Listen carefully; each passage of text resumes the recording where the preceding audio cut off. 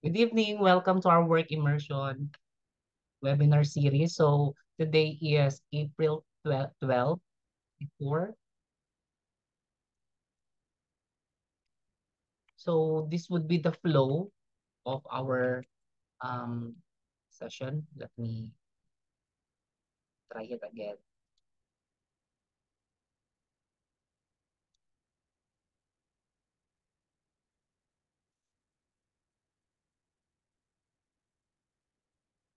So this would be the flow of our session this evening.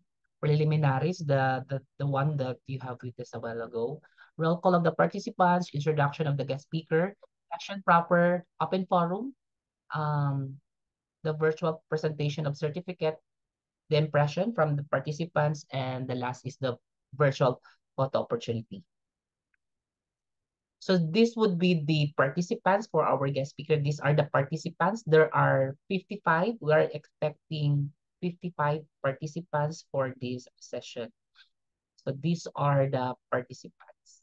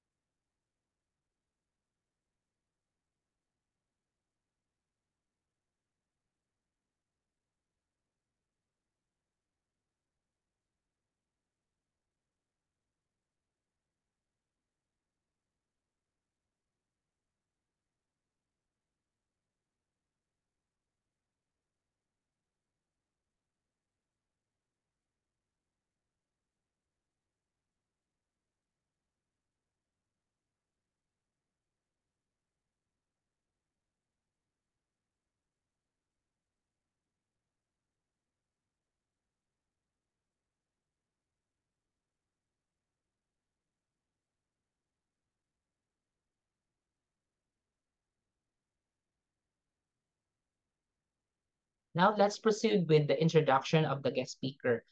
So our guest speaker for this session is an alumnus also of our institution, the Army Regional Science High School, and he will um, further introduce himself mamaya. So he is a registered nurse and now working in Singapore. So our guest speaker is no other than Mr. Froilan Ford M. Arroyo, registered nurse. Good evening, sir, and welcome to our webinar. Hi, sir. Good evening. Thank you and do the honors, sir. Po.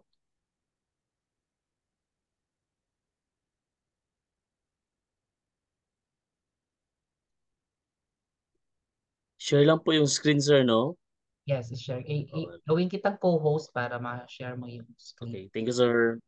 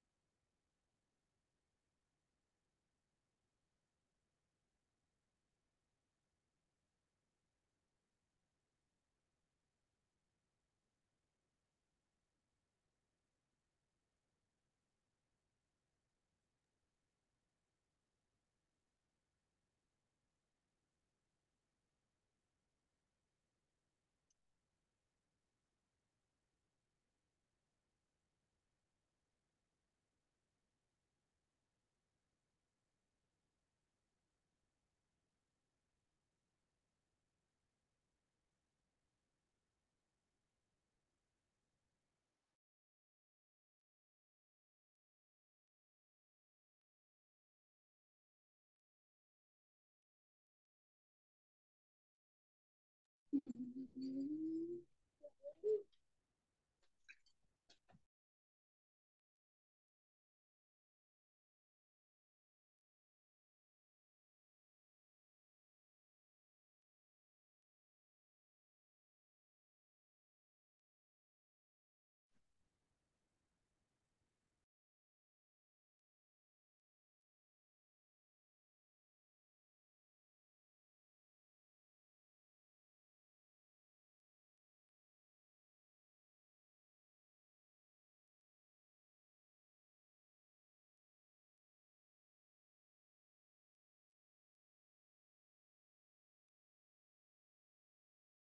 just wait. My technical problem lang ha.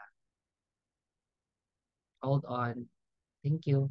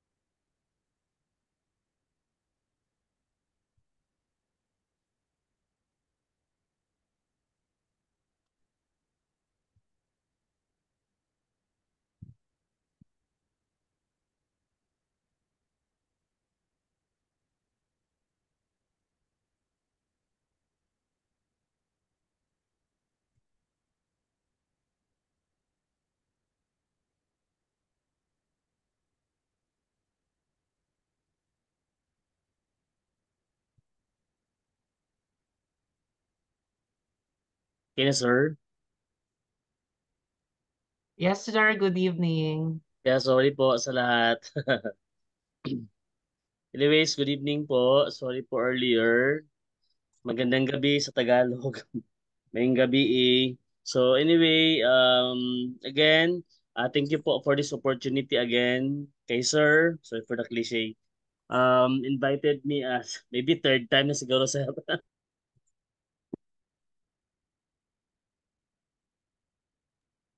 Yes, third time na.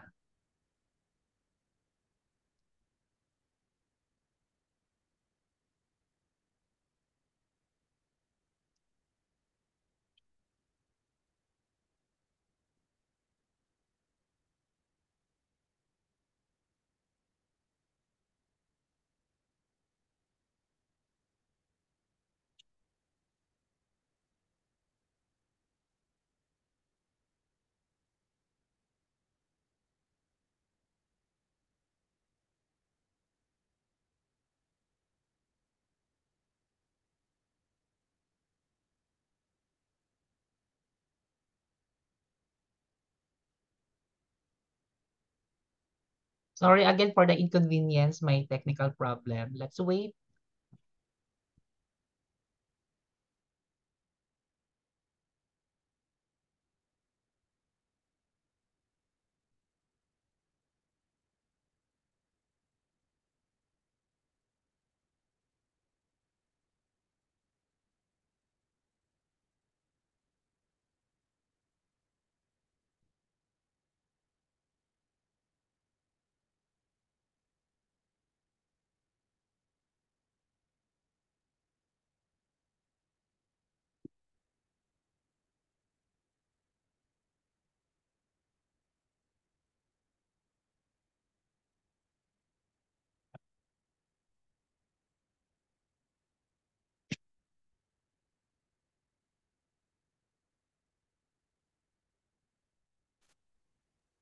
Please bear with us. There is a technical problem. Let's wait for a while. Thank you.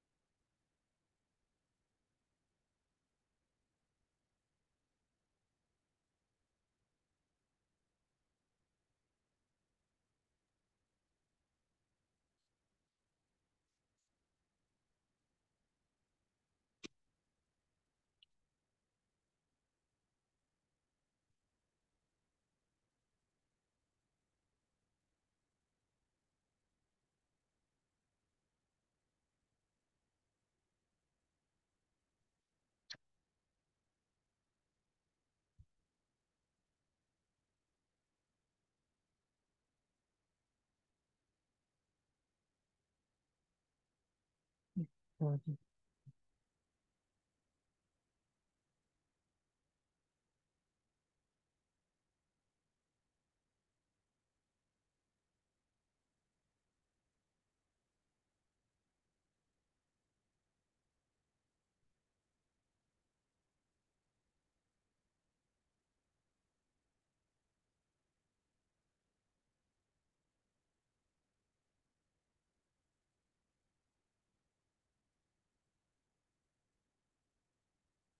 Wait lang ha.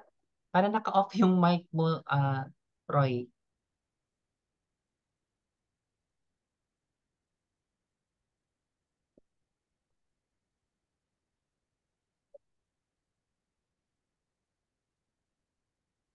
Mas mo niyang mic. Hello, sir. Audible na ako, sir? Yes, audible na. Parang Okay, okay. naka-off, Sorry. parang naka-off yung mic kanina. Thank you. Okay, okay. Okay, anyway, again, sorry mga mga little gentlemen and ladies. Anyway, with no further ado kasi nakain na yung time natin. Sorry ulit. Again, good evening, may gabi sa tanan. So again, it's my pleasure po and honor po na maimbitahan ulit for third or fourth time I think sa webinar na ito. So anyway, I want to share my stories as well as my title being an RN. So again, nag-umpisa rin po ako dyan sa atin sa barangay as an alumni po sa alumnus rather sa Science High School. So anyway, with no further ado, again, thank you Sir Shahid. So I will now start my presentation. So yun, as always, kasi nga senior high school tayo ngayon, sa amin that time, wala kaming senior high school, sa inyo, may STEM kayo ngayon, so I do believe like 55 students po ngayon, so I think nakapag-isip-isip kayo with your own dreams or yung profession ninyo, sooner or later na matawag kayo. I mean like your course sa college. So, ito yung always na tanong sa atin, sa sarili natin, minsan sa influence din ng parents din natin, so on and so forth. So nakapag-isip ka na ba? So yon. So nakikita yun sa pictures, iba-iba yung profession natin na I mean like yung dreams natin na I mean ma materialize or I mean magiging ano na siya sooner or later. So, yun. So, I may start with this a quote from Steve Jobs, non-CEO of the Apple company.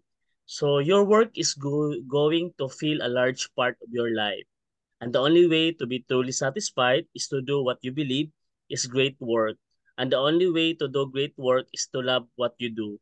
If you haven't found it yet, keep looking and don't settle. So meaningful to siya na quote para sa akin according to Steve Jobs. Although may iba-iba tayong quotes naman na nagpapa-inspire sa atin. But bottom line of this quote is something like do what I mean makes you happy. But sometimes parents natin yung gusto nila or gusto na din natin. So mga ganon. So yun. So anyway, I mean like humbly to share my name or with my titles also. So I am Ford Mayola Arroyo, so a registered nurse both here in the Singapore as well as in the Philippines, our country.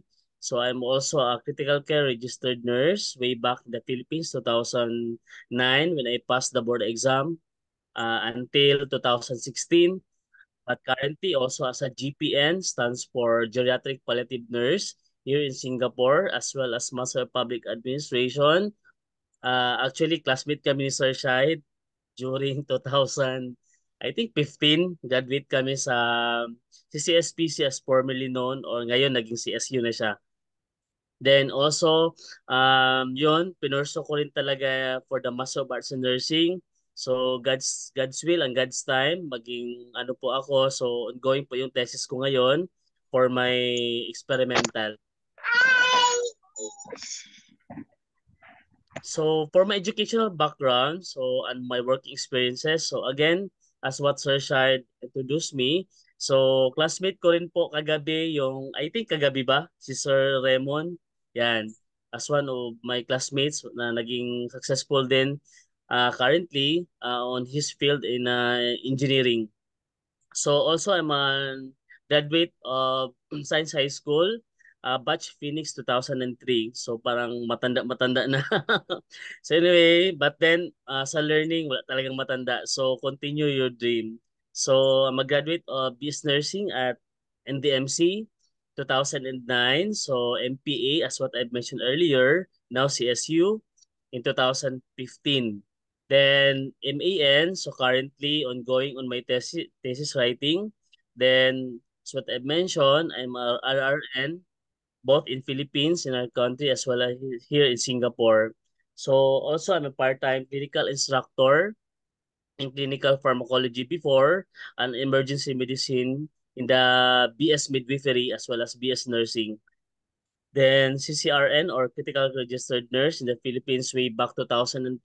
So actually, humbly speaking, nag-start din ako sa, I don't know kung nag-exist pa ngayon sa parang yung IRA 511 or Iranon Rescue Assistance. So kami yung mga pioneer dyan. Then lastly, so currently, I'm a geriatric palliative nurse here in Singapore. So with no further ado, so again, I begin with my slide as my favorite quote, Veni, Vidi, et Vici, meaning I came, I saw, I conquered. So, yan. So, wag muna tayo maging serious. So, napansin nyo sa video, something, recycle lang to ng mga clips ko or ano, back before, pero substantial to siya na parang conversation, na parang may sense of humor. So, meaning, napansin nyo, something like, sa atin, hilig tayo sa mga memes natin na mga mali-mali, but in real life, sometimes humor can kill you. So, mahalaga talaga ang edukasyon sa atin, okay? So, those things. So, napansin nyo naman, like, yung famous na ano sa YouTube, yung babae na nakapag-asawa ata ng foreigner. So, this one, picture depicts a lot of meaning. So, education means a lot. So, this one is one of my favorite um, by Miriam Defensor Santiago. So, let us respect. You students, there is no substitute to hard work. Kaya huwag kayong mangopya, and if you copy, you will never succeed. Tingnan mo ang nangyari sa kanila noong college sila. Nangopya, ngayon senador, nangopya pa rin. So, our late Senator, Miriam Defensor Santiago, ito yung one of the famous quote niya during her speech. Although, mga sense of humor na lang man din. So, let's go to the business, our business. So, what do you want? Isa lang ako sa mga bosses or I mean like na naging siguro di ko rin matawag na successful but ongoing pa yung mga dreams mo sa life na ganito. But at least you love it. So at first, ask yourself, what do you want? So sometimes, yung sabi ko nga kanina, sometimes like gusto ng family, gusto ng mama, gusto ng papa, gusto ng sarili mo, o kung ano yung na-inspired mo sa I mean, sa sarili mo, kung ano ba yung maging gusto mo sa, I mean, you want to become. So, it's time for for something new. Like for us today, or sometimes practical yung pagpipili natin, na for example, mga timely issues natin, kung ano ba talaga yung gusto mo. Sometimes like, depende rin, di ba, kung ano yung score mo sa entrance exam during your college days or university. So sometimes practical na lang siguro yung pagpipili. Pero sometimes like, don't settle for less kung ano talaga yung gusto mo. So go for it. So for me as an RN or BS nursing, sometimes practical lang yung napili ko why I choose to become a nurse. So what's next after your senior high school, SHS? So again, your strand, I think STEM, much better could be a requisite or a preparatory to have any other like sciences or degrees in your, I mean like sooner or later you become a college in your student life. So it's like a crossroad. So it's all about you and your career, it's your changes, growth, and your future. Yes. Ako to be honest, tatlo yung course ko during my college days. So until I become like shifting into BS nursing. So I thought maraming pera ang nursing. So actually maraming talaga pera. Pero still, not only nursing but any other courses or what, discipline. So pagtiyaga lang talaga. So anyway, so Adulting 101. So yan, according to Nike, a famous quote, ang buhay ay parang Adidas at Nike lang.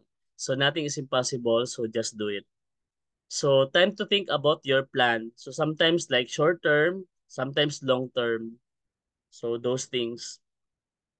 So like for example, if you want to become a lawyer, so sometimes like in your comfort zone, parang maganda siya mag-law, parang as your preparatory like political science or BA philosophy. So these are like good preparatory for, I mean, in a law school. But sometimes it's like a tangle something thread na parang di lang siya more on straight but more on tangled, like ang buhay ay parang ups and downs, hindi siya yung parang makukuha mo lahat at saka makakamit mo. So of course, marami kang mga hindrances, challenges sa life na ganito. So yan. So again, so something like this parang in your mind today or preparing you in your college life. So ito yung parang kalendarya na maraming choices.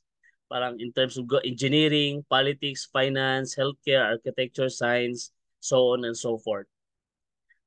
But this evening, so let me introduce of myself, of my life being an RN.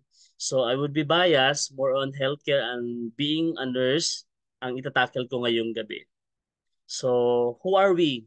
So again, we appreciated during the COVID-19. So sad to say, in the Philippines, I'm not become a bitter why I didn't choose there in the Philippines. But of course, like utang natin yan sa, I mean, sa Pilipinas na, I mean, diyan tayo nakapag-aral. Then, saan man tayong lupalot ng mundo ngayon. Like for me, I'm here in Singapore. So nagagamit at saka tatak na talaga yan na parang ang doon na yan sa blood natin. But anyway, so na-test yung profession namin during the COVID-19, the pandemic one. So a glimpse of being a novice, ito yung student nurse. So may stages rin tayo na tinatawag. So being an RN is not an easy one also. Like of course kay Sir Shide sa pagiging teacher niya, of course marami ding mga hindrances na, I mean, prior to it. So yan. So not only wearing the white uniform na parang, kasi gusto ko ganyan. I mean, it's okay na magiging inspiration mo, pero I mean, in your heart and mind, parang ito ba talagang gusto ko na ganyan. So at least, no, I mean like, hindi ka mapupwersa o maforce na yan ba talagang kunin mo. So yan. So for us, nurses, we are under in our mentors during our student years called the ADPCN, as abbreviated or stands for the Association of Deans of Philippine Colleges of Nursing. So ito yun siya from Region 1 to 17, the ARMM. So under po tayo from the ADPCN, then under the PRC, or the Board of Nurses or Board of Nursing. So yeah. So as what I've mentioned, the Philippine Board of Nursing, so ito yung siya mga purposes natin. So they are the ones who provide regulatory standards in the practice of nursing by implementing the Nurse Practice Act or the NPA, by lobbying to Congress any proceed amendment to any laws with direct relationship to the practice of nursing. Then secondly, ensure public safety by administering Philippine Nursing to Licensure Exam or the PNLE to graduates of nursing school prior to practice of registered nursing in the Philippines. And lastly, to maintain high standards of nursing education by auditing the performance of the Philippine Nursing School. So lahat po accredited yan regarding kung saan mang school kayo pupunta or what. So as long as like as accredited by the BUN, about of course like in partnership with the CHED or the Commission of Higher Education. So, the Philippine Nursing Curriculum. So, yung ipapakita ko sa'yo, actually, ito is like old curriculum na. So, I think, kasi nga in line with your strand sa STEM, more on core competency na siya for today. So, parang nililesen nila yung more on the minor subjects rather than focus on the major subjects kasi nga sa ASEAN integration as well as international accreditation, so focus more on the curriculum na which is in line or streamline with the international arena. So these are the like workflow, or I mean like a schematic diagram. Like for example for you today, magagraduate kayo soonest rather like in your senior high school. So proceed kayo sa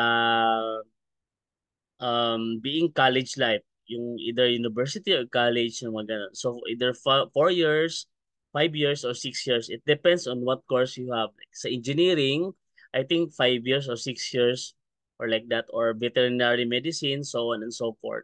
But for us nurses, only 4 years. Sometimes other universities are 5 years. But for the meantime, I think 4 years, then you need to take the board exam.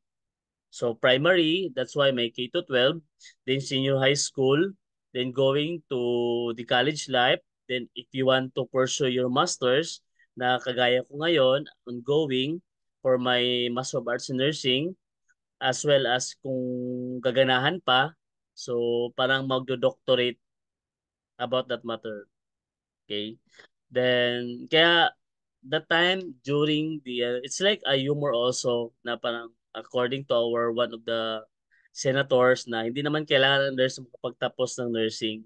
So, I mean like I'm 101% na it's like irrelevant and like nakakatawa. So, but then no comment tayo dito about this matter.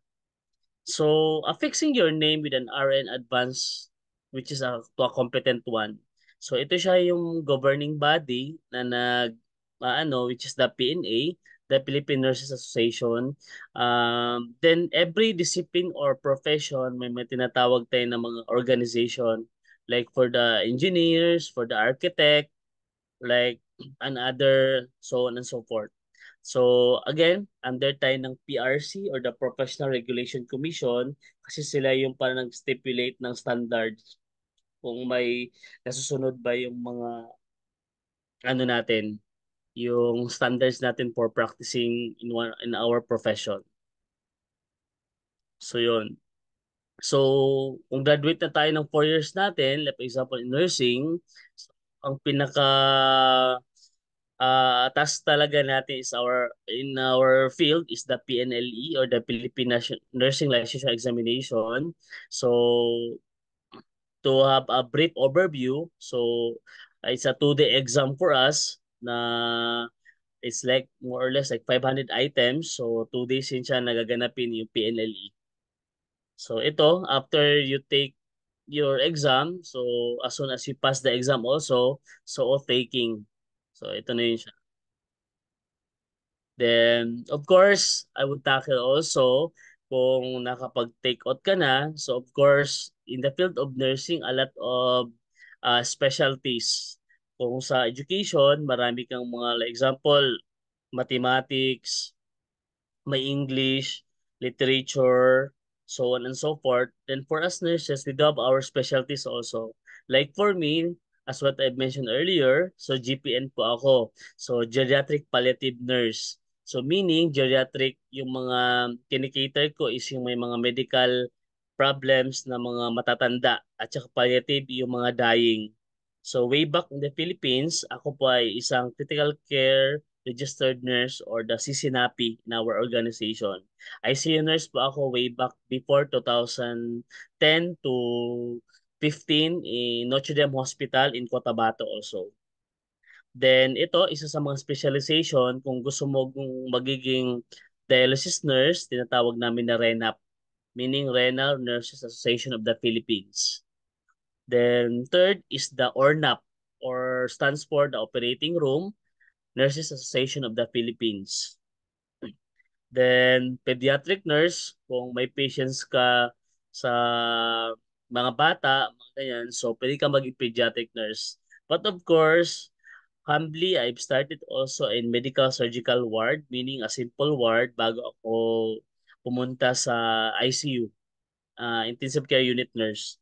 Then, of course, one of my favorite, itong community public health nursing. So, ito siya timely talaga for us nurses na kaya saludo ako sa mga community health nurses. Until now, one of my batchmate in college also, I mean in high school, I would mention Dr. Gymnasty Glenn P. Adahar. So one of the alumni also in Science High School, in our school there. So ang program niya before is DTTB or the Doctor to the Barrio.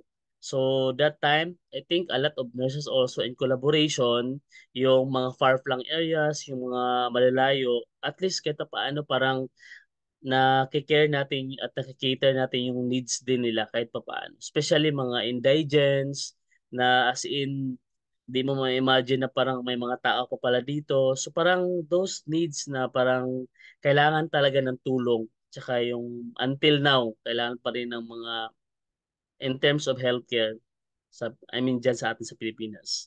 So another also is the ADNEP or the Association of Diabetes Nurse Educators of the Philippines.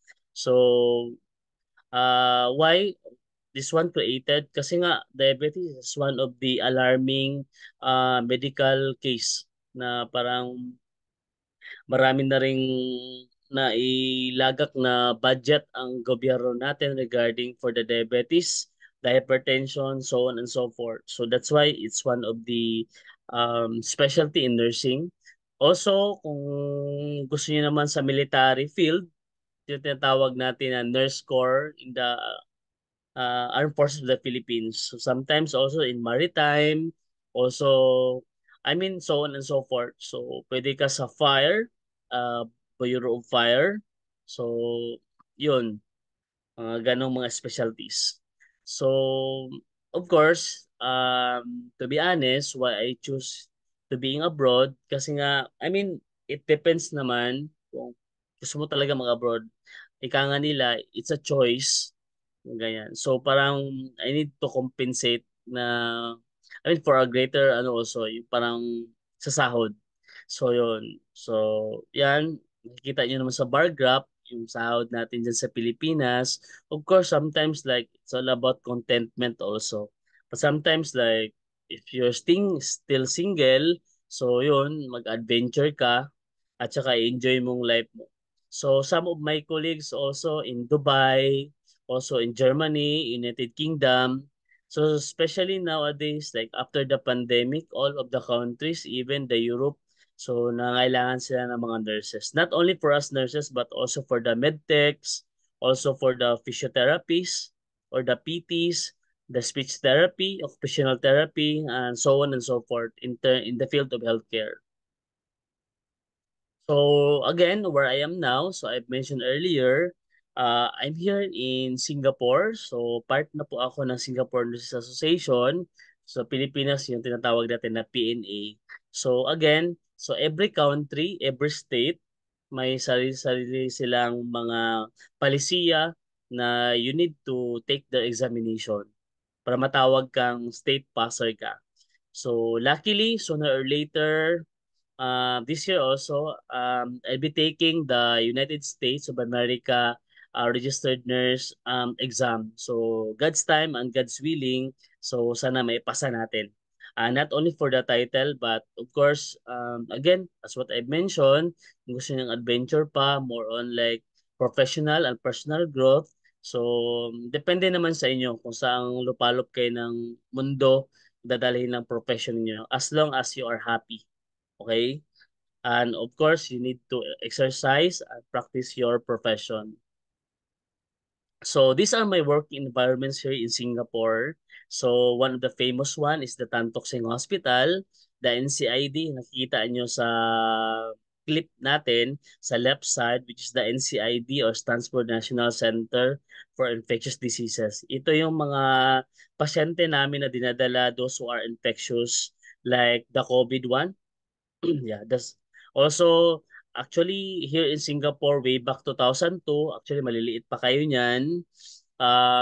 Laganap that time yung SARS na tawag natin, yung systemic virus also that time. So na-test na rin here in Singapore during that time. So ito, Sengkang General Hospital, so Mount Elizabeth, then Raffles Hospital. So ito lamang yung mga hospital na iilan lamang dito here in Singapore na if you want to explore yourself for personal and like for growth also for your profession. So yun. So, but sometimes life means like MMK, so expectation versus reality. So again, parang minsan, actually nag-start din ako dito sa pinakamababang posisyon. So yan, nakikita nyo sa ano nyo. So kami ng mga nurses, minsan may mga stories talaga like naglilinis ng mga kubeta. Actually, totoo yan yung iba. Kasi nga, so yun lang talaga, parang objective thing talaga na parang if you need to survive, parang gawin mo yan, not because na parang your pride or your ego sometimes, but I mean, in order to survive, yung mga ganong bagay.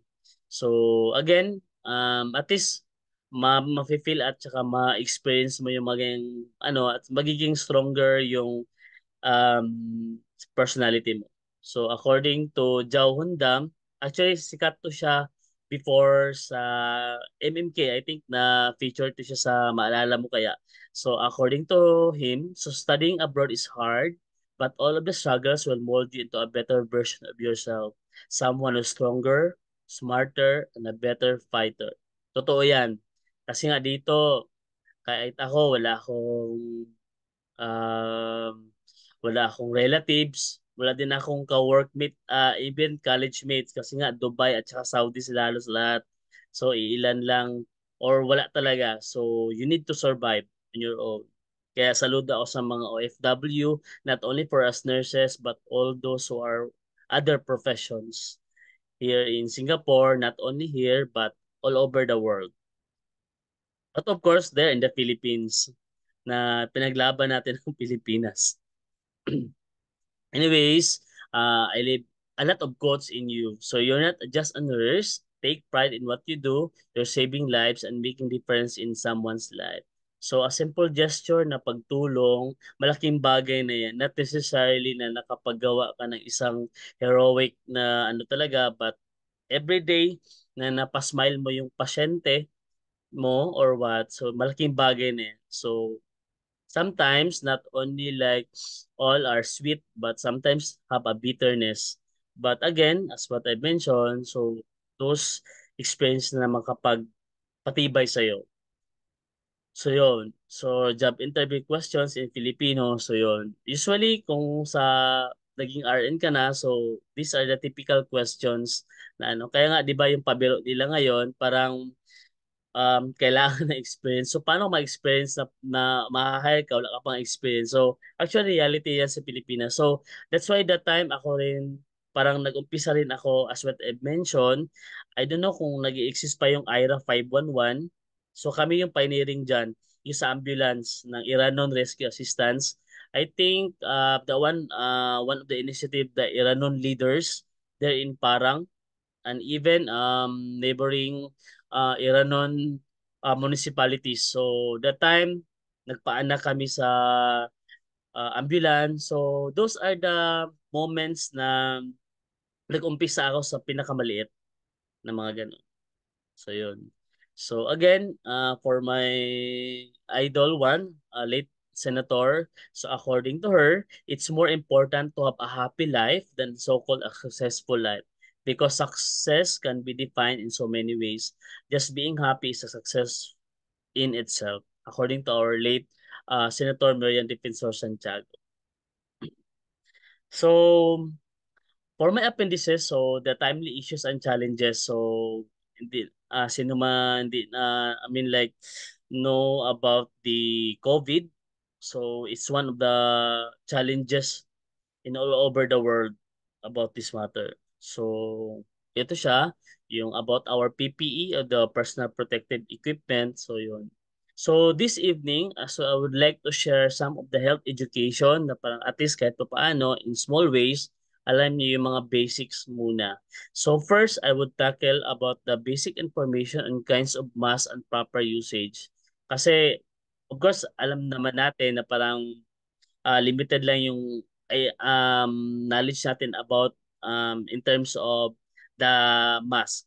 Then secondly, the proper hand washing. Ito yung parang since then, hand washing is one of the most effective not to spread any of the infectious for now, ang I think dyan sa Pilipinas, I think ang pinaka-issue ngayon dyan yung tinatawag natin na pertussis. Yan. Or the whooping cough.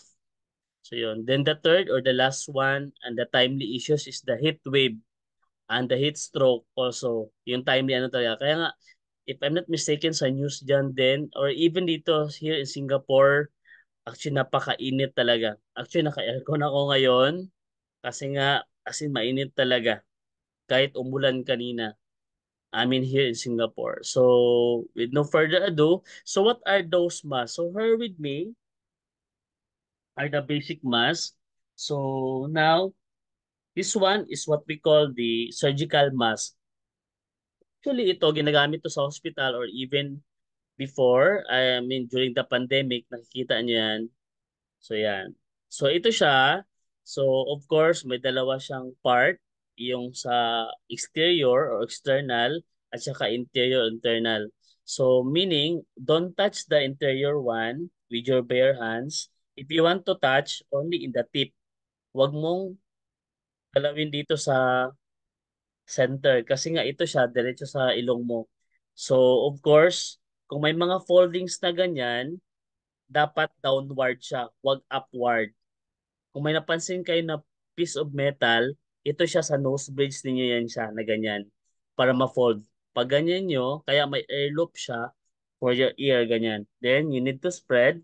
After that one, you need to stretch the metal. After the one, dapat nakakover yan lahat. Then, yung sabi ko nga, ito siya, dapat downward. Kasi para hindi siya mag-catch or I mean like a basin yung mga pathogens. So after that one, kung solved na tong mask niyo, as in never nyo itatouch dito sa outside. Dapat dito pa rin or dito sa air loop. Pag ganyan nyo, after nyan, dapat tapon ka agad. Ideally ito, dapat tinatapon. Hindi ito siya ni-recycle. Ang span lang ng medical ang mask natin usually like 6 to 8 hours na ganito. So better ito siya kasi nga may mga microns, yung mga maliliit talaga. Kahit paano yung pathogens na nagke-carry ng mga bacteria, especially now, the pertussis or the whooping cough. So discretion naman siya paggamit ngayon kasi 'di ba may parang executive order na parang naging optional na lang. Pero for your own good, especially those who are endemic areas, meaning yung laganap yung pertussis is much better, you need to wear mask. Although that time naman during our childhood years, during our infancy, meaning like 0 to 12 months or 1 year, first year of our life, na-inject naman tayo ng pertussis na vaccine. For as much as possible, if you want to protect yourself and also for your family, so better yet to wear this mask. Then of course, wag niyo ipagpabukas itong mask na ito. As what I mentioned, 6 to 8 hours lang ito siya na span. Then wag niyong gagalawin dito sa yung soiled na. So still on the loop, then you need to discard. Okay? So after that one, you need to discard na. That's what I mentioned. Then secondly, tinatawag natin na cloth. So ito siya, actually hindi ito siya effective. 50% lang. So kahit pa paano, pag nagbahing ka or nag-sneeze ka, so ano na siya. So this one is made of cloth. I think may iba siguro, iba-ibang design na ganyan. Actually, wala akong against dyan or what. But then, question or challenge is, nakakapag-protect ba siya sa'yo? So, yes, basically, but only 50%. So, those are microns na mga fibers, nag-enter pa rin yung pathogens. So, hindi siya guaranteed na makaka-acquire ka ng mga sakit, especially your immune system. Multi-factor naman, not necessarily na doon lang sa mask na ito. So after this one, actually ang iba washable. I mean, yes, for protection, I mean, much better na rin kaysa wala na ganito. Then thirdly, tinatawag natin na PPE. One of the components of the PPE which is the N95. N95 stands for, it depends on the manufacturer kasi yung N95, iba-ibang brand. So nakita niyo sa screen, ang pinakasikat dito yung tinatawag natin na 3M company. So again, ito siya is like single, dapat nakapak kasi nga yung integrity niya na malinis. So, i-open ko na ganyan. So, again, this one, N95, is iba-iba tayo ng shape ng mukha. So, meaning, hindi siya compatible sa lahat. Kasi may tinatawag tayo na breath test kung sa mga in-depth ka talaga na medical. Example, for us nurses, nagtatrabaho kami sa hospital, may tinatawag kami na mask fitting. So like this one, under the company of the BYD, ito siya here in Singapore, ito yung compatible for all as much as possible. But again, as what I mentioned, may tinatawag kami na mask fitting. Ayan. So, example, again, the principle of using mask as in don't touch yung sa internal. Kasi nga, ito yung maano sa ilong mo at saka sa bunganga mo. So, pag ganyan, may iba-ibang proseso. Like for this, you need to put your hand in the string like this. Then, pagkatapos, iano mo, ikakap mo na yan siya, then direct to your nose. After nyan, gaganyan mo na yan. So, yan. Then you need to adjust. After ng adjustment mo, pag nandiyan na, of course yung piece metal, dapat sa nose bridge mo, i-press mo yan. Yung dahan-dahan lang. Kasi pag press mo yung ganyan, so yan. So dapat maghinga ka, 1, 2, 3. So parang mapansin mo na may hangin na lumalabas, meaning there's a leakage of, may hangin. Meaning, it's not effective. Meaning, you need to press and more like this. So that nakasealed talaga siya. So ito yung mask dito sa Singapore namin na parang compatible for all. But as what I've mentioned, kung prone risk ka sa mga trabaho, of course ito, may tinatawag na mask test, yung breath test. Okay? Kasi for example, yung N95, citing a scenario, like for example sa COVID, not only for that limited. For example, there will be like um tinatawag natin na mass destruction. For example, yung mga airborne, like yung mga anthrax, yung mga ganon, so on and so forth. Those are the biological weapon. So pag may ganon, meaning itong identified nagagamit ito siya actually. Kasi nga parang kahit mga small pores, papasok yan. Yung mga tinatawag na airborne. Yun ang pinakadelikado. So meaning, we need to have a breath test na kung ano talaga yung mask na compatible sa inyo. So again, how to discard? Of course, as much as possible, don't touch the outer one or the external one. So, pag ganito, pag ganyan, ganyan. So, how to discard this one? Usually, ito, aabot siya ng 12 hours or 24 hours depending on the manufacturer instruction.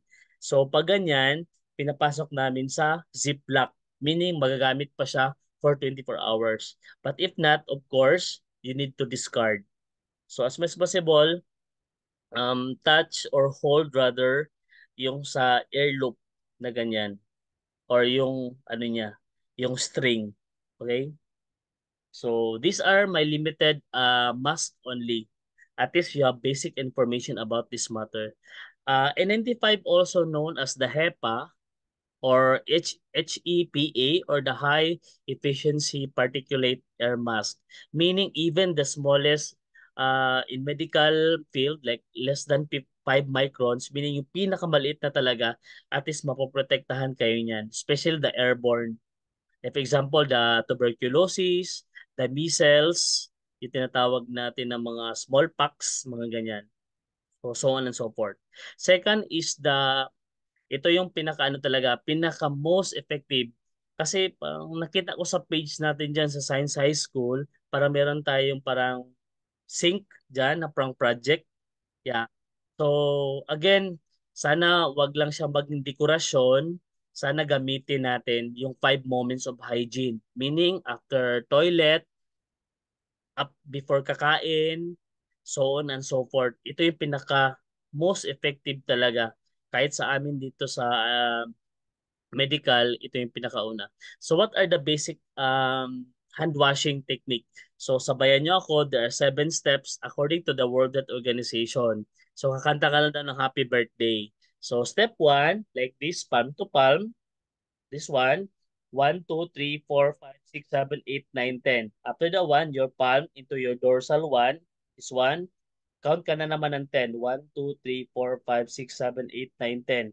Then for your left over your right, 1, 2, 3, 4, 5, 6, 7, 8, 9, 10. Ang purpose nito, kasi yung mga interlace mo, dyan nag-harbor yung mga microorganism in which your naked eye, hindi siya nakikita. Then after the 1, step 3, of course, like this again. Kasi nga pag ganyan mo, yung sa upper, yung tawag natin na dorsum at saka anterior, meaning front and back. So at least malilinisin siya. So ano ka ng 10 na naman. So after ng 10, proceed for the step 4. You're like this. So dapat maganyan ka. Kasi nga, minsan, kaya importante, no offense with those ladies na may mga mahahaba yung kuko. Actually, I would highly rather discourage kasi nga dyan nag-harbor talaga yung ano. Aesthetically, yes, maganda siya. Pero kung kami sa medical, it's one of the requirements sa nursing pala. Kung gusto nyo mag-nursing, so well, goodbye your cutics. Yun, ganun talaga. So you need to clean this one. So 10 again. So right and left, then vice versa, left over right. Kasi nga dito nag ano yung ano. Okay? Then step 5 dito. Kasi according to studies, yung nalaman nila yung sa ultraviolet dito especially ang mga hindi na ano na area. So you need to cover like this. 10 na naman yan. Okay? So right over left, then left over right. So those things. Then step 6, yung dito nga kasi nga marami pa rin dyan. Ganyan. So 10 na naman yan dyan. So 7, 8, 9, 10. So 7, 8, 9, and 10. Then pinakalas dito sa wrist. Kasi minsan nag-extend dito yung mga microorganism. So after that one, you need to rinse like this.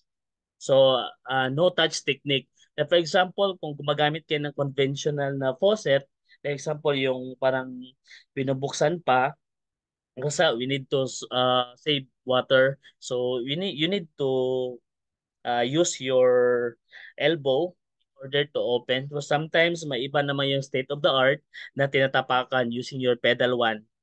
Yun, mga ganyan. So, yun, we need to rinse after that one. So, at least, as much as possible, malinis na. Yung ganon. But there are some, kung sa operating room ka na naman, a lot of cleaning and scrubbing. Usually, they're using the povidone iodine kasi nga, siyempre, may operahan. So, iba yun. But at least, you know the basics. So, ito talaga yung pinaka-importante. After nyo mag-toilet, after nyo anything, kasi ang alcohol minsan this one is not guaranteed na maging pero at least kahit paano may alcohol ka so at least parang safe ka na rin, safe zone ka.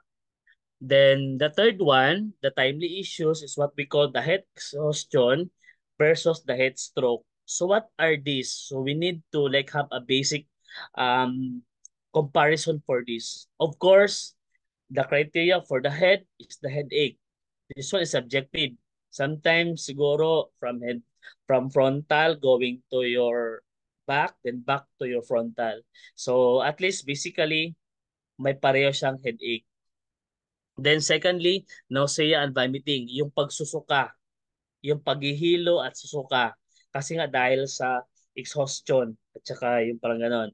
Then fatigue, sa head exhaustion, weakness and restlessness. Ito naman rapid pulse. Meaning, yung pulse mo for us normal adult, sometimes ranging from 60 to 100. So medically, I mean sa layman's term, in 1 minute, kung heart rate mo in sa radial pulse is nag-exceed ng 100, of course, sometimes multi-factor like may activity ka. Minsan pag nag-exceed dyan, na naka-rest ka lang, meaning something like one of the earliest symptoms also of the heat stroke. Then thirsty. Of course, nadidehydrate ka kasi kailangan ng brain mo, nagsasabi siya na, oy, parang gusto mong uminom. Gusto mong uminom na ganyan.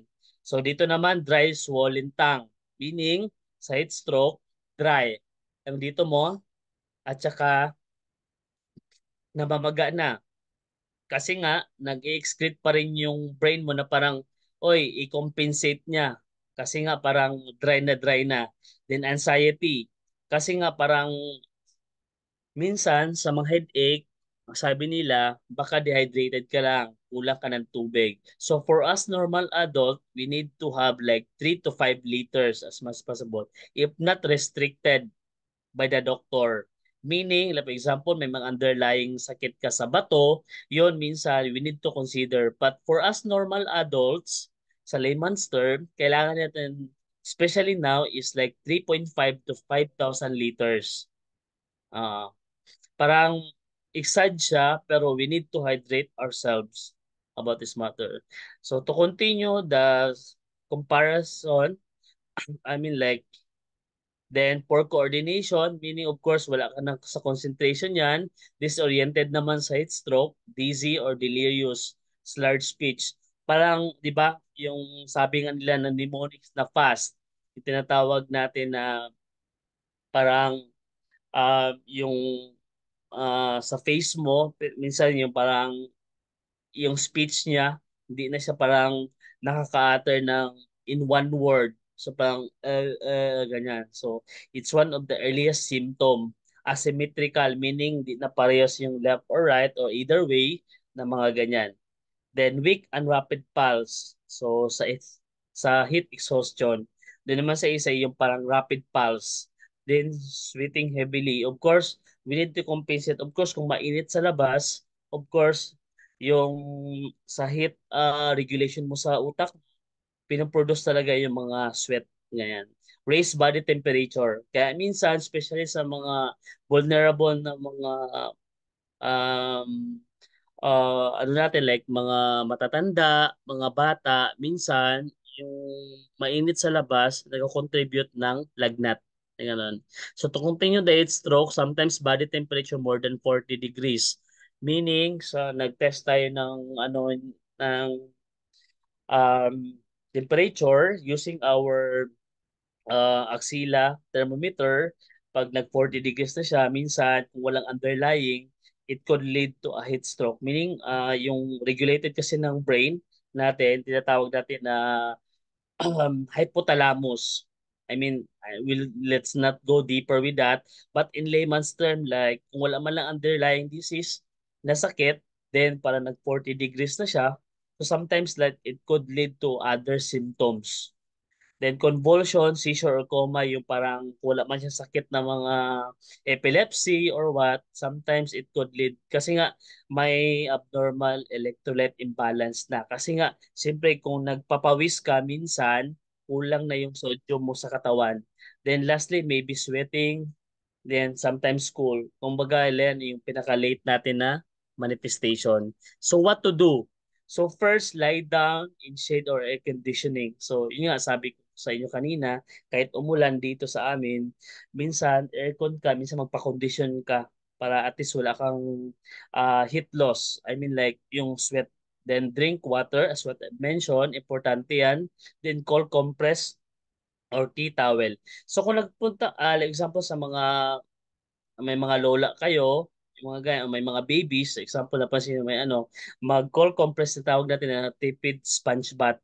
Meaning like yung towel natin, saan ba yung mga hit points natin? Especially kaya nga yung rationale na nilagay natin dito yung towel na basa dito kasi dito yung hypothalamus natin. Ito yung part ng brain na nagre-regulate ng init. Kaya nilalagay dito. Kaya ang rationale natin, huwag dito, dito sa taas konti.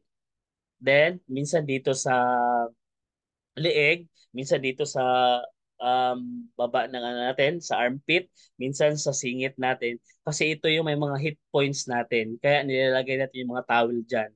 Kasi yan yung mga one of the biggest na mga veins or arteries rather na yung sa mga heat regulation. Then sa heat stroke naman, of course, it's an emergency situation. So of course, wala naman tayong dyan, 911. So minsan sa mga barangay natin, kung may mga not an ambulance, ideal, at least kahit paano kung may mga personal din kayo, isugod nyo na sa emergency room. na ganyan. Then reduce temperature until ambulance arrives. Yung first aid natin, mamaya I will tackle. So these are the comparative for the heat wave versus the heat stroke. So heat wave. So interventions natin, drink fluids as what I mentioned earlier, especially water before feeling thirsty. Kaya yung tinatawag natin na electrolytes kasi gusto natin i-replenish o replace natin yung sodium at saka potassium. Kaya minsan pinupulika tayo kasi nga minsan excessive na yung ano natin, yung potassium na loss. Kaya minsan pinapakain ng banana, oranges, na mga ganyan kasi nga especially kung nagtatae, 'di ba? Kasi binabawas mo yung ano mo. So that one contains with the potassium and sodium. Kaya parang um, sir, pwede ba kakain ng kung kakain ng tawag dyan, yung junk foods? Yes, in moderation. Kasi nga, to replenish lang yung sodium mo. Kaya as basic first aid, mas better din na kakain ka rin kahit konti. Para to replenish for the meantime, yung sodium pati potassium mo. Ganon. Secondly, is slow down. Your body can function as well in high temperatures. Kaya yun, parang the more activities you have, kasi the more ka mag-sweat. Then third, cool down in cold store, public library, or community pool. So actually, kanya-kanyang diskarte yan. Siyempre, di ba, kung mainit, punta ka ng mall para magpalamig, kakain ng halo-halo or whatsoever, para to reduce your body temperature. Then fourth one, shade heads and places with a loose-fitting ventilated hat or umbrella when outdoors, especially between 2 to 4 p.m. Diyan yung tinatawag natin na high ultraviolet rays talaga na could cause skin cancer. Although di naman tayo ka-occasion mga puti, or minsan for us Asians, sometimes to prevent, mas ano para, di ba? Uy, nagpagluta ako, mga ganyan. So, not only for that reason, nagpagluta ka, but your protection also. Kahit anong skin ka pa dyan, kung maputi ka o mainit, basta protektahan mo yung sarili mo. Minsan, the SPF or stands for the sun protector, yung may value yan 50, 100 o 200. So mas better magdalagay ka niyan before you expose to the hot for the I mean like extreme heatness. Yan. Then five, this appropriately in lightweight, light colored and loose fitting clothing. Yan, naging controversial yan sa news I think lately by Secretary Herbosa of the DOH in the Philippines. Yang mga babae daw parang I mean ayaw more na wag na daw magpapanty, nga ganyan. Actually, totoo yan. Kasi nga, minsan sa mga singit natin, especially sa mga babae, can create yung tinatawag natin na mga normal flora na ma-alter siya. Meaning sometimes like could create infection also. Kasi nga yung ano mo, siyempre maano yan, kumbaga yun ang gusto ng bacteria o sometimes fungal, yung mainit, something masikip, mga ganun. So doon siya mag-multiply. So pa-joke siya pero magandang intervention din yun. So minsan yung mga nagsasando ka, so magandang ano rin yan. Then six, avoid getting sunburn. It decreases the body's ability to cool. So, hindi siya napapanahon. Minsan, you need to put SPF lotion. Kung anong brand yan dyan. Then seven, never leave infants, children, or pet inside a parked vehicle. Of course, hindi lang tayo tao ang nangailangan. Minsan, yung example, yung pusa ko dito, ganyan. Dapat i-ano din natin, alagaan din natin, painumin sila ng tubig, kasi parang tao din yan sila. So, I mean like human being. Minsan yung vulnerable natin yung matatanda at saka yung mga bata talaga. Then, eight, lastly, check on elderly family members, yung mga lola at lolo natin, yung neighbors, friends to make sure they are comfortable and safe. Of course, like our bayanihan system. Then, this one is one of the intervention for the heat stroke first aid. So, I would not go deeper medically, but only in a layman's term. But if you have question later, I would entertain in a basic manner. So, what are the symptoms? Yung mga symptoms natin. So, in relation to my slides earlier, yung dizziness and fainting, so mahihilo siya, syncope, yung mga ganyan, na without any other reason. Yung headache, confusion, kasi nga parang wala na sa concentration niya, kasi nga electrolyte imbalance, wala na yung potassium, wala na yung sodium, kasi nga na-excrete or na ano sa pag natin yung sweat natin. Then high body temperature, yung 40 degrees nga with that underlying disease like epilepsy. So minsan, isa na ito sa mga sinyales. No sweating. Minsan, late manifestation na rin minsan yung heat stroke. Kasi minsan nasa loob siya. Kasi nga, unregulated na yung hypothalamus, yung regulated natin na part ng brain na minsan late manifestation, meaning hindi siya nagmamanifest in an earliest one. Then flash skin, meaning marami na siyang mga pantal-pantal kasi nga hindi na regulated yung especially may allergies tayo. Minsan pag may mga ganong mga simptomas, it could lead to one of the earliest symptoms also. Then rapid shallow breathing, yung example, yung ganyan, kung wala man lang mga asthma, parang minsan is could lead one of the manifestation. Rapid strong pulse, compensation na to siya. Then nausea, vomiting, nagsusuka, nahihilo, weakness or cramps. Kasi nga yung rationale, yung potassium niya mababa na. Kaya marami siyang pulikat. Yung kumbaga sa Bisaya is binhod. Then seizure, unconsciousness, wala na siyang malay. So what are the basic first aid for this? So call the person by spraying cold water, yung mga ganon. Yan, sa electric pan, ipaano muna siya para ma-regulate niya yon. Then yung may towel, ilagay natin sa noo, ilagay natin sa lieg, ilagay natin sa armpit. Then yung remove excessive clothing, pwede siya magsando. Then pwede rin sa singit, yan. Then enough water. Of course, kung painumin mo ng tubig, para hindi ma-aspirate, mapunta sa baga, of course, you need to set them up. Ipaupo muna natin. Then, lie the person lie down with feet elevated. Why? Kasi nga para may blood flow. Kasi minsan, pag nakaupo siya minsan, especially elderly, yung mga matatanda natin, may tinatawag tayo na postural hypotension. Meaning yung pressure natin, nandoon lang lahat sa taas, wala yun sa baba. Meaning kaya nahihilo na siya. So those are the first aid. So again, for us nurses, not only for us nurses, but also for the teachers and the rest of the medical and the non-medical team. So what we call a modern day heroes. So these are the limited pictures na during our pandemic. So minsan maganda lang siya tingnan pero to be honest with you, nagsuffer kami nito hanggang umabot sa point na nagda-diaper kami kasi nga lack of PPEs kami that time, to be honest. Kaya minsan parang nakakahiya man kahit dumumi kami that time during 2019, wala kaming choice kasi nga worldwide PPE shortage that time during the pandemic. Kaya as what I mentioned, I may leave to you a quote from our nurses. So as a nurse, we have the opportunity to heal the mind, the soul, heart, and body of our patients, their families, and ourselves. They may forget your name, but they will never forget how you made them feel by Maya Angelou. So I think may ibahagi ako sa inyo tonight about our nursing career. Not only for nursing, but kung ano ba yung nasa puso nyo, you need to follow. So again, thank you sir. Any questions I would entertain. Mga basic lang. Yeah, yung participants siguro natin pwede silang mag-raise ng hands para ma-acknowledge natin. If you do have questions, you can raise your hands and press the button. I think kilala ko yung mga ibang mga senior high school mo na Oo. estudyante, sir.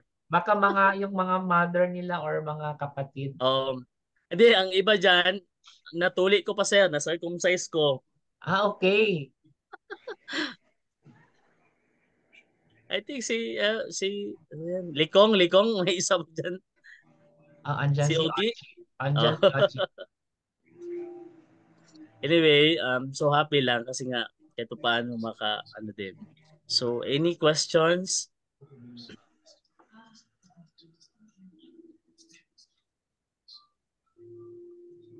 Yeah, di mo kaulo, taga Palma lang Japon ko. Taga Barrio lang Japon ko. Parang pili ko marami dito mag-nursing sa Magkano nag-nursing, Batato. sir? Dagan dire kay dagkan katong ano sa ako, dagan sila gusto mag-nursing. Okay. Yung mga magustong mag-nursing diyan baka may mga gusto kayong Sige, itanong. sige. Yung makaya ko na sagot sa inyo. Yes, Ramirez para may tanong si Zayna. Okay. Bye.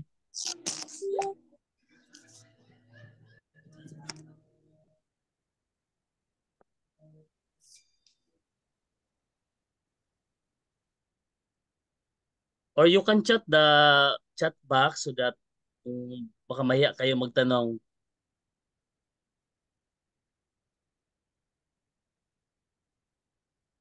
So 55 to sila sir lahat. 55 to sila lahat. Okay. Good evening, sir. Sir, Okay. marinig ako, Oy, sir. So, yes, in terms of my pasyente po, how do you handle the pressure if may emergency na patient? okay, good question. So for us nurses, not only for us nurses, kasi nga sa amin is parang subjective siya na bagay. Of course, may tinatawag tayo na prioritization.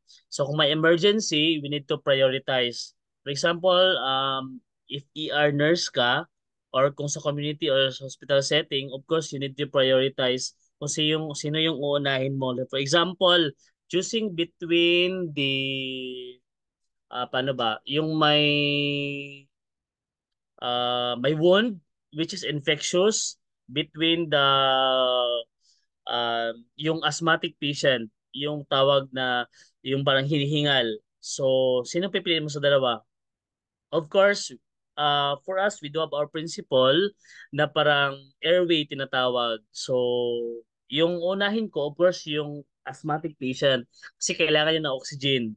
Rather than yung may wound na may infection, I can do it that one later. Kung sa reality naman, like example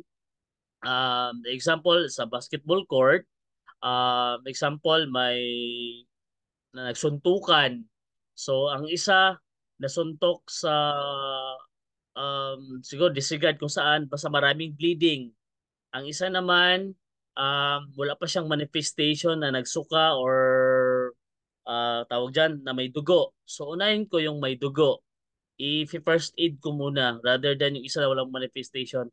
But hindi ko siya pababayaan.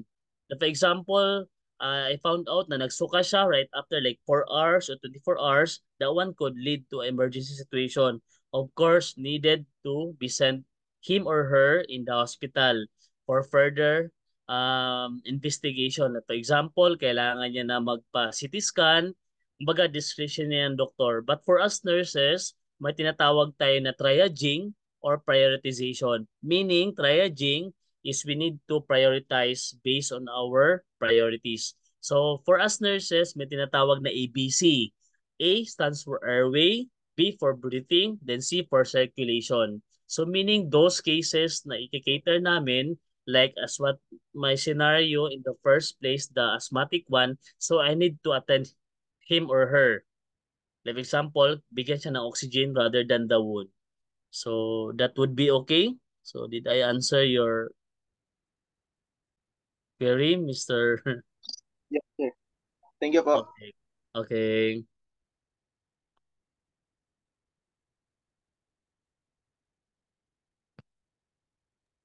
Try my questions sa chat box.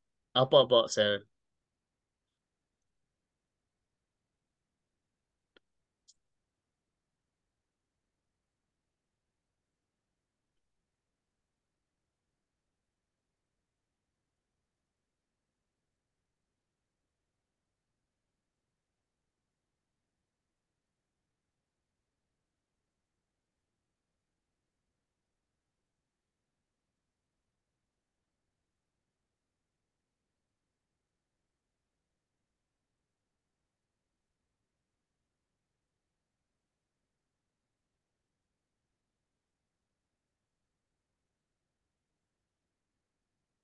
Basahin ko yung questions sa chat box. Oh, sige sir, sige sir. From Zaina, sabi niya, Kasi Sir, ako na lang.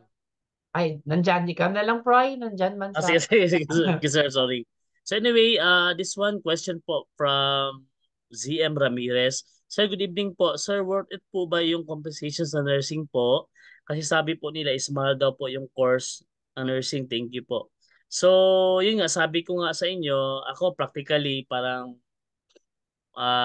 it's one, dito maging offense sa mga parents. Minsan kasi parang nursing, parang sabi nga nila, parang investment daw for the parents. Parang paaralin ka namin, so in return, dapat magbibigay ka sa kanila ng dollars. Parang joke lang yon, pero it could lead for a truthful also na mga perspective.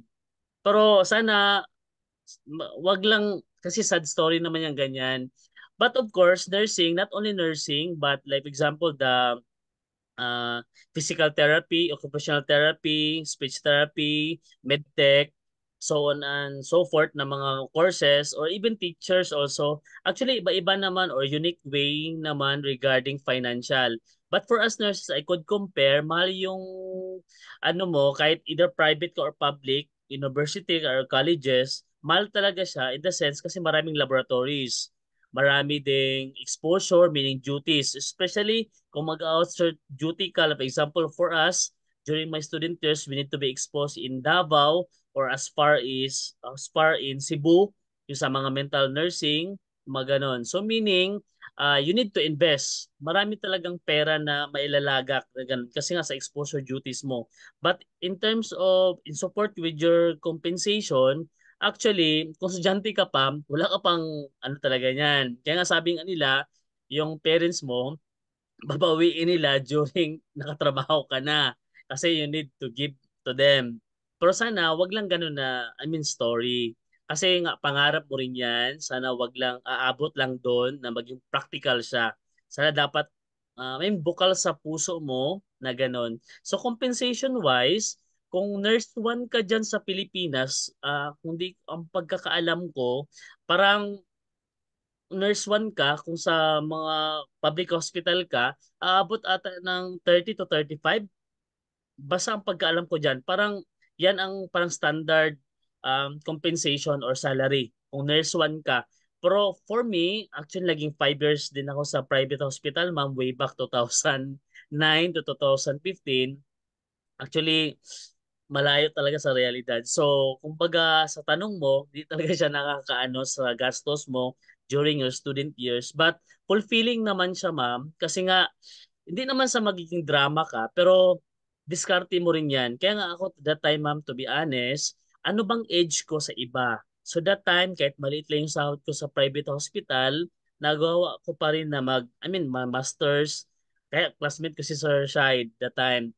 Kasi that time, di ko pa maabot, to be honest, that time na hihingi naman ako ulit ng um, tawag dyan, yung for tuition for my Master of Arts in Nursing. So anong ginawa ko? I go for my plan B. So doon muna ako sa MPA, at least kahit paano, although not related, but at least may ano ka. Kasi nga, ang tinaano dyan, ano yung edge mo sa iba? Parang ganon. So doon kayo magkakatalo. So salary-wise, hindi talaga siya nakakaano, ma'am. Pero actually, nakakompensate lang talaga siya kung parang diskarte mo rin yan. Pero kung pinipressure ka ng parents mo, of course, hindi talaga. Pang single perspective lang yun, ma'am. Pero kung married ka na, hindi talaga nakakabuhay yung, I mean, sa private ka. Unless dalawa kayo. So, practical view lang po ito yung sagot ko sa inyo. Although, it's a joke, pero reality po yan. So, thank you, Miss ZM Ramirez. Any questions? Si Kai tapos followed by Suzuki, Jiro Suzuki. Suzuki. Wala. Well, Good, so, good Japanese evening po. So, Oh, hi. Sige, sige. Sir, what Po. strategies do you employ to ensure effective communication with your patients during time of stress? Wow, magandang tanong yan, mama. Actually, stress is always with us. Actually, kasi estudyante pa kayo ngayon, so more ideal thinking pa talaga kayo. Kaya nga nandito ako for your career guidance. Actually, expectation versus reality, ma'am, is different talaga. But of course, yung sabi natin, parang how you handle stress in terms of communication. Actually, minsan, ma'am, tao lang tayo. Minsan, example for me, mama, to be honest, ako dito Singapore, I'm handling three different cultures, the Malay, the Indian, as well as the Chinese. people. So, how about way back before also dyan sa Pilipinas? But focusing here, actually minsan ma'am, minsan nakasigaw ka, pero it's a no-no. Minsan kasi nga, para example, Missy kasi tawag nila sa nurses dito. Missy, change diaper. Why ah? Why you so late like that? So example na mga ano lang to ma'am na usapan. So for me, example, I need to prioritize kung sino yung mauna. Anong sagot ko sa kanya? Kung stress ako ma'am, ang sagot ko sa kanya, why ah? Like that. I mean like, wait la, like that. Because here in Singapore, kasi nga, pag nabobobo kami sa English dito, minsan parang, wait la, sabi na. But then, again, effective communication like, sir, for a while, you need to wait because I need to prioritize the other patient. So something like that, ma'am. So you need to answer in a tactful manner. Kasi nga, not because na like for example, kung may plano ka sa ibang bansa, of course, you need to have what we call the acculturation. Meaning, you need to step up or you need to adjust for their culture. Okay? Like for here in Singapore, as what I mentioned, legally, iba yung ano dito ma'am, compared sa Pilipinas. I mean, I'm not saying na parang dahil ba sa mayaman yung ano mo, dito talaga dapat pantay. Or else, i-ano ka talaga nila, yung parang i-complain ka nila sa nurse manager. I'm not saying that sa Pilipinas. Way back naman sa Pilipinas, yung sabi mo sa communication, of course, again, you need to handle one subjectively regarding, I mean, in a tactful manner pa rin. Kung ano yung tanong niya, sasagutin mo ng maayos. Pero kung may problema ka, minsan may mga baggage ka na problema from your home, from your sarili mo, minsan parang you need to unload muna bago mo ma-adjust. Pero minsan, tao nga lang tayo. But then again, don't, we can say sorry. But please, as much as possible, don't make an excuse to say sorry always. Kasi nga, minsan, parang think twice before you answer. So I think that would be the safest answer, ma'am, regarding that one. Kasi nga, stress and communication, minsan, it's a correlate. Parang nagka-correlate yun siya. So again, be tactful. Kasi nga, profession mo yan. Isipin mo na lang, like for me, oh, I earn dollars ah. But then like, again, it's your profession. Be tactful and be sincere. Kasi nga, minsan, hindi na ikaw magiging nurse, maging pasyente ka rin. So please, what we call the empathy. Okay? Thank So, you po, any? sir. Okay, Sir, welcome, ma'am. pwede mas Po. sir, paunsa nimo na handle tanan imong position, sir? Okay. Again, like example, si Sir Shai, nag-PhD siya sa iyang mathematics karon. So, m- ano, motivation. Kumbaga parang mangarap ka. Kasi ako, um, nagdako ko, si Bisayaon na lang nato, na parang in average family. So, kumbaga parang motivation lang nimo kung paano nimo baga sa sarili mo personal and professional growth. Like for me, unsa ba akong age para sa uban nurses? Siyempre that time ma'am daghan mi nurses sa batch namo 2009 alos 30,000 mi nakapasa. So unsa ba akong age? Siyempre I would humbly like okay man akong board exam rating. So like for example, yan, nag-masters ka. So at least kahit paano in a way, parang achieve your dreams. Then of course, kung gusto niyo mag-abroad, like for me here, parang it would be an option for you asa man makapahappy sa imo. Then regarding your titles like Master of Arts in Nursing, Master of Public Administration, so on and so forth, of course, the one like kailangan yun na siya ka mga challenges good ma'am. Not financially, emotionally, so those things yun ang kailangan. Kumbaga warag lami lang paminawan pero at least at the end you will reap your I mean your yung imong mga kahago ba ingana. So again, parang tanawon nimo imong personal and professional growth regarding that matter. So I think na-answer na ako imong question, ma'am. Yes, sir. Thank you po, sir. Okay. Basta mangarap lang. So any questions? Do you have any Good question? evening, sir. Good evening, sir. Okay, good evening. Regarding po sa first job applying po, sir. Nagamatter din po ba yung sir, name ng school if first time mo pong mag-apply? Okay, good question. I think Philippine stereotyping, actually, kung mag-apply ka sa public hospital o public, I think may mga certain ang human resource on how to hire regarding that matter. I think Civil Service Commission, sir, right? Tama ba ako? If not mistaken. So, kumbaga, warag, by point system sila. Yes, yes, sir, also. But then, don't feel hopeless regarding that matter. Like, for example, for me, sir, graduate lang ako, not say lang, but then like, kasi nga, pare-pares na kayo eh. Like, for example, for me, pares kami nurses lahat. So, anong age ko sa iba? So, prior to it, nag-training ako for IB training, for that, kung sa mga, ang scope mo sir is more on the, ano, di ba, kung sa magtrabaho na. Tama ba? Yes po, sir. Okay. So, yun. Kumbaga parang, do, practically, so unsa ba imong age sa uban? So as what I mentioned, I earned my masters, those things. So kumbaga lang point system. Kung ako HR, kumbaga parang kung asa man graduate, kumbaga, but of course like school factor pa rin.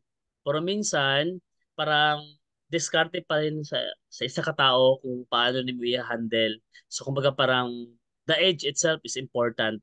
But of course, I think school is important pero as what I mentioned, Philippine stereotyping, warag mag-matter siya pero I think for now, um, I think mga kuha na po ang mga human resource on how mag-hire their employees.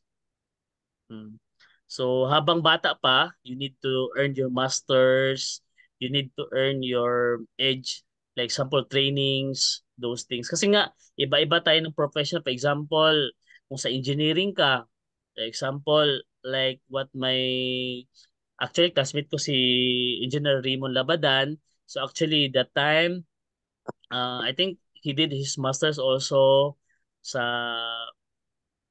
MSU IIT bago siya naka-teacher. So plus factor pa rin na dapat pag-igihan nyo or like nice yung mga grades nyo sa like sa college kasi nga like example with Latin honor ka like cum laude ka or what parang ma-absorb ka ng university nyo. So could be a step ladder or ladder rather na What kind of type has given you the biggest lesson, sir? pardon.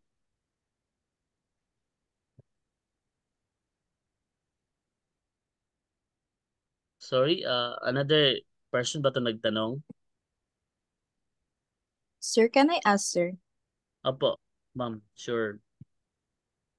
Sir, what is the most on demand po na in demand po na medical related job po diyan sa Singapore po? Okay, not only here in Singapore, of course I would be biased. Lahat ngayon ng, I think all part ng countries, even Europe, nag-open na sila for nurses. Kasi nga, that time after the pandemic, maraming nag-retire, maraming na-stress. Baga ito, mga studies lang to related. Kasi nga, that time, challenging talaga yung pandemic. Kasi nga, maraming namatay din, mga ganon, so on and so forth. So, for us here in Singapore, of course, not only for us nurses, but also for the uh, medtech, also pharmacies.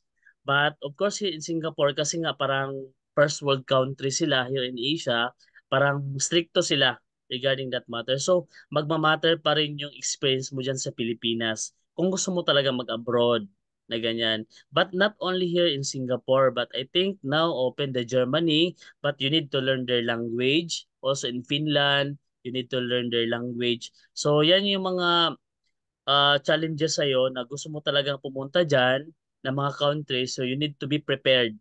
So not only academically, but also emotionally, so on and so forth. But here in Singapore, I think experience ka muna dyan sa Pilipinas if you want to go. Kasi nga ako, dumaan din ako sa agency. Hindi ako dumaan dito like other profession na nag-walk-in lang, then to apply. Kasi nga parang ngayon naging stricto sila kasi nga first world country. So kumbaga parang experience-wise, dapat, kasi nga, like for me, 5 years muna ako bago nag-abroad. So, those things na mga requisites na mga medical fields. Of course, ngayon, ni-encourage ko rin kayo, not only for us nursing, for us nurses or BS nursing, may maganda rin tayong mga offer ngayon na mga highly sa ibang bansa. Like for example, the occupational therapy, the speech therapy, I think yan. Baga parang hindi pa siya noon, pero sooner or later, mangailangan sila ng maraming ganito. Even psychology, yeah, even teacher, I think, sir, sorry, di ko in-encourage sila na mag-abroad, but at least you can see the global perspective. I think teachers also are now, also, demand. Especially, marami akong mga friends na rin na nasa US na rin na mga teachers. But of course, again, kung saan ka happy, practically, so follow your heart, follow your mind. But of course, practically to earn dollars. Joke only. So, nasa sayo pa rin yan kung saan. Okay? Yes, So, sir. Amy? Sa chat box yata may nag-question. Okay, sir. Okay, sorry. Okay, from Neo Manuel Calopez. Sir, di ako nag-overtime ha. Sorry. Okay lang. Okay. Sir, good evening po. Sir, nakatry na po ba kayo mag-assist sa operating room with surgeon? If yes, ano po yung feeling na nasa operating room? Thank you po. I know yung mga feelings niyo na mga ganito. Actually, during student years, that would be an exciting years for us kasi nga parang seize the moment na malalearn nyo yung lahat. So, focusing on your question, of course, yes. Kasi nga, bago ka makagraduate ng nursing, dapat you have to earn 5 operating major operations, 5 minor operations. So, sa major operation like cesarean section, like OB-GYN yung surgeon namin. Like example, ako that time I would be biased. Isa sa mga paborito ko is operating room. So that time, a scenario lang na may inoperahan kami na pinutol yung paa kasi nga diabetic. So yun, with surgeon, kasi iba-iba talaga din ugali ng mga surgeon. So, exciting lang kasi nga, huwag kang focus sa fear mo na doon, but you need to learn. Focus ka sa learnings na estudyante ka pa lang kasi nga babaunin mo yan during your yung student years. Then until your professional for example, gusto mo talaga mag-operating room nurse. So why not go? I mean like it depends naman sa nurse manager mo or nurse supervisor mo kung saan ka. Kasi nga that time, for me, exposed mo na ako sa medical surgical, but wag lang sa pediatrics. Hit na hit kong pediatrics. Yung nag-iiyak na mga bata, so I have no patience with that. So, especially like June, maraming cases ng dengue, ganyan. So, yun, focus sa question mo, yun, surgeon, yes. Of course, di ka makaka-graduate kung di ka makaka-earn ng mga cases. Kasi nga is one of the requirements na makaka-graduate ka as per CHED. Ganyan, Commission of Higher Education. Of course, a lot of cases in the operating room, sir. So I hope I answer your question, Mr. Neo. So proceed with the question number 1 from Miss Isabel. Good evening, sir. Ano pong kailangang i-ready if nursing po ang kukunin na course? May mga bawal po ba sa nursing? Thank you po. Yeah, of course, nursing is one of the highly disciplined na mga course. Just because i-gauge kayo KSA or stands for Knowledge, Skills, and Attitude. Of course, for us, naging CI ako before, ang pinaka-impact sa akin yung attitude ng being a student nurse. Kasi nga, for example, na-mention ko sa inyo, kung gusto ko muna mga cutics, kung maraming kaya that one is a no-no. Then yung hair mo, kung babae ka, dapat naka-hairband, yung mga ganun. Then, may ibang school pa talaga, with no offense, yung marami kang pimples, bawal yan. Then, height matters also, is a requirement also, but not all school. Kasi nga, minsan, ang iba stereotyping at saka din talaga. Pero sa basic requirement, kung magne-nursing ka, of course, attitude pa rin ako. But objectively, as what I mentioned, parang receptive ka for some criticism na yung bawal yung mustache mo, bawal ka may may earrings. Pero actually ngayon sa bahay naman ako, simple nag-aano ako minsan. Siyempre tao lang tayo. Pero kung sa nursing, ano ka talaga, yung student nurse, bawal yung mustache mo kung lalaki ka, bawal yung beard, bawal yung goatee, bawal yung earring, sa ganyan. So, maraming mga restrictions kasi nga meron kayong tinatawag na good grooming na mga ganon. So, in that case also. So, I hope I answered your question, Miss Isabel. So, any questions? Pati mga sakit man yata, Sir Roy, no? May mga Yes. specific sakit na bawal sa Yeah. nursing. Thank you for highlighting that one. So, kung sa sakit naman, of course, kung example, may sakit ka sa puso, kasi nga, ma-expose kayo for a long hours like sa operating room. Example, may sakit ka sa heart, mga ganyan, I mean like secondary na yung may takot ka sa blood, course, you need to conquer kasi nga nursing course mo, wala kang choice niyan kasi you need to conquer your fear. But kung sakit naman, thank you sir. So, depende. Kaya nga minsan, ito yung mga course na kailangan ng medical approval from the medical, I mean a doctor na ganun. Sa mga TB, may x-ray kayo, then for the vaccine, for the Hep B vaccine, so on and so forth. So, any questions? So, I'm happy na I've heard na marami magna-nursing pero yun nga, sabi ko, sana wag lang kayo mapilitan kasi nga iba ang expectation versus reality. Okay? But then again, if ever, so I'm glad na marami kayo. But I think napapanahon ngayon, kukuha kayo ng mga like BS Geology, yan, magaganda mga course yan ngayon. Yung mga weird na course, actually may classmate ako before, sa MSU IIT. Gusto niya na, ang nakuha niyang course, babae siya. Yung air conditioning ata yun. Yun. So, realistically, teacher na siya ngayon. PhD na siya. Pero that time, yung negosyo nila ngayon is more on the air conditioning, ganyan. Kasi nga minsan, practically, inclined ka rin sa mga ganyan. So, kumbaga, those mga ano lang, mga realistic ano lang, perspective. So, any? Sige, parang iba kakain pa. Parang wala na sigurong Sige, question. sige, sir. Thank you sa mga questions nyo. I hope na sagot ko ng maayos. Proceed tayo sa impression from participants.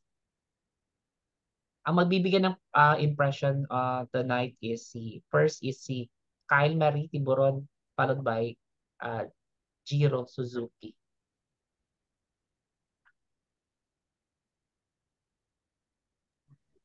Mag-start na, sir. Yes.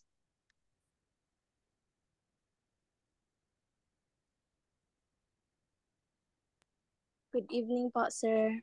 Hi, good evening. My impression about you is that you have a great and amazing teaching skills, sir. You teach us very well and your ability to make complex concept more understandable. Sir, na-amaze ko, sir, ba kay daghan ni kagikuha na, ay daghan kayo kag kaning credentials good, tas ano ka nang, daghan kag positions, kato lang, sir. Thank you for being such an inspiring educator. And Jiro. Good evening to everyone, especially to you, sir, and to our Hi, Sir Froilan Ford Mayola Arroyo. I would like to take this moment to express our sincere gratitude to our esteemed speaker. And sir, thank you for sharing your expertise. Sir, thank you kay sir kay magbisaya na lang ko. Thank you kay sir kay daghan kay minatunan sa about nursing and even mga things na dapat na mabuhaton sa mga like for example sa heat waves, heat stroke sa mga first aid na dapat na mabuhaton. Useful siya sir, especially now na sobra kainit o possible na dagan magka-heat stroke. Og sir na amaze pud ko sa imong achievements og until now ga wonder ko paunsa nimo to na manage tanan nagkuha. Og pati sa imong time management paunsa nimo to gibuhat. And then sir, thank you po sir about sa health education, how to use og mga types sa mask, then sa mga hand washing, healthcare. very thankful, sir. O na-inspired ko na i-proceed ang ako ang course na gusto yun, nursing. O sa imong gingon na conquer your fear or face your fear. Kasi adlok magdugo. And then, very thankful, sir. Thank you, sir, sa knowledge o sa mga experience, sir. Thank you, sir. Thank you so much. Welcome. Next is, pag-proceed na ta sa presentation ng certificate. On behalf of Arm Regional Science High School, we would like to present this certificate of appreciation virtually to Mr. Froilan Ford Arroyo, registered nurse, for his invaluable services and expertise extended as guest speaker on nursing during the conduct of work immersion webinar series on April 12, 2024 for the senior high school students, presented via Zoom today, signed by yours truly and also our school head, Sir Bernard. Isend lang na ko, Troy, ang copy. Yes sir, no probs. As usual. Salamat. Dahil salamat sa inyo. Salamat kayo. 4 times kaganiya. 4 times na ta sa Total na ba? Nagsawa na siya sa kwasa. So, dili man oy kay iba-ibang batch. Oo, Sa anyways. 2020 yata. 2020 tama. 2020, 2021. Happy lang ko at least kahit paano warag wala man may alumni pero amot warag wala may ka ano pa busy pa magud ang tanan god. Murag Sa hapit na mag-alumni kay mag-start naman good ang hapit na mag-start ang covered court na mag-donate covered court sa school. Buta sir oy.